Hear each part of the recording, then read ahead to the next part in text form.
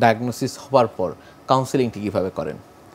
At first আমরা যখন বুঝতে পারি যে এটা অকুলার অ্যালার্জি মানে চোখের অ্যালার্জি, তখন প্রথমেই আমরা তাকে বলি যে avoidance of the food or dust particle or environment, এই জিনিসগুলো তাকে অ্যাভয়েড করতে বলি যে হ্যাঁ তুমি ইলিশ মাছে তোমার এটা বাড়ছে, তুমি ইলিশ মাছটা খেও না, কম খেও, গরু মাংস হলে গরু মাংস কম খেও। বা আমরা বলি যখন তোমার বাচ্চাটাকে তুমি ধুলাবালিতে কম এক্সপোজ হতে দেবা, আউটডোর অ্যাক্টিভিটিসটা একটু কম্পারেটিভলি কম করবা। তাই এই জিনিসটাকে আমরা প্রথমে তাকে অ্যাভয়েড করতে বলি। আর সেকেন্ড হচ্ছে তার যে চোখের প্রবলেমগুলো দেখা যায়, সাপোজ চোখে পানি পড়া, চোখ লাল হওয়া, চোখ ফুলে যাওয়া, হ্যাঁ চোখের পাতা ফুলে যাওয়া, তখন এই রিলেটেড আমরা তাকে কিছু ড্রপস এবং কিছু মুখে খাওয়ার ওষুধ প্রেসক্রাইব করে দিই। তারপর রোগীটা ইনশাল্লাহ ভালো হয়ে নিশ্চয়ই চিকিৎসা পদ্ধতি নিয়ে আরও বিস্তারিত জানবো।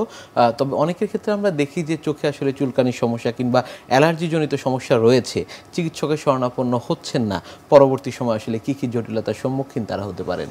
আসলে যখন সে যদি এই প্রবলেমগুলো তো আসলে একটা পর্যায়ে সিভিয়ার প্রবলেম হয়ে যায়, তখন দেখা যায় যে অনেক চোখে পানি ফুলে লাল হয়ে গেছে, পানি পড়তেছে, হ্যাঁ চোখ পাতা এত ফুলে গেছে যে দেখা যায় সে তাকাতে পারতেছে না। তার সব ক্ষেত্রে দেখা যায় তার স্বাভাবিক যে জীবনযাত্রা সেটা খুব ব্যাহত হয়ে যায়। হ্যাঁ তখন আলটিমেটলি আস্তে আস্তে এটা কমপ্লিকেশনের দিকে অ্যারাইজ করতে থাকে এবং দৃষ্টিশক্তিও কমতে থাকে।